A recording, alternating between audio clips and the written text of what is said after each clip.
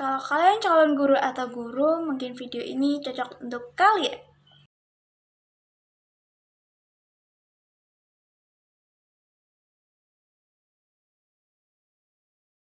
Pernah gak sih kamu bertanya kenapa ada siswa yang semangat banget belajar sementara yang lain mudah menyerah? Nah, jawabannya ada pada satu kata, yakni motivasi. Motivasi adalah energi dari dalam diri yang mendorong seseorang untuk belajar. Ia bukan cuma membangkitkan semangat sesaat, tetapi juga mendorong agar proses belajar tetap berjalan.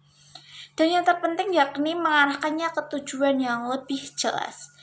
Peserta didik dengan motivasi yang tinggi cenderung lebih fokus, lebih tekun, dan gak heran lebih mudah meraih prestasi. Nah, motivasi punya dua peran penting dalam proses belajar. Yang pertama itu ada motivasi sebagai penguat belajar.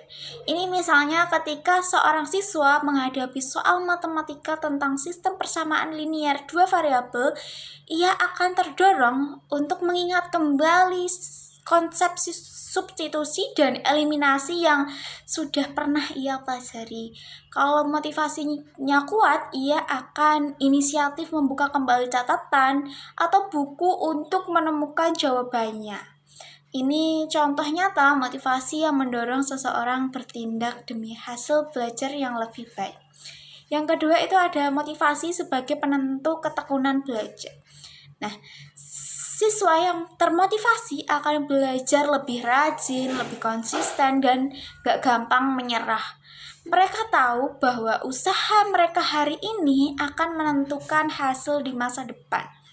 Tapi bagaimana caranya supaya motivasi bisa terus terjaga? Nah, ada beberapa prinsip motivasi belajar yang bisa diterapkan. Pertama itu motivasi berfungsi sebagai stimulan yang merangsang aktivitas belajar. Yang kedua, motivasi intrinsik yang berasal dari dalam diri kita ternyata lebih kuat pengaruhnya daripada motivasi ekstrinsik. Yang ketiga, ada pujian terbukti lebih efektif sebagai bentuk motivasi dibanding hukuman. Yang keempat, ada motivasi sangat erat kaitannya dengan kebutuhan belajar peserta didik. Yang kelima, ada motivasi juga meningkatkan rasa percaya diri siswa dalam proses belajar. Dan yang terakhir, yang keenam, yakni motivasi mampu mendorong tercapainya prestasi belajar.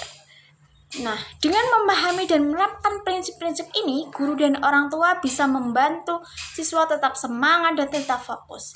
Jadi yuk bantu tumbuhkan motivasi dalam diri peserta didik, karena motivasi bukan hanya kunci keberhasilan tapi juga sumber kekuatan dalam perjalanan belajar mereka.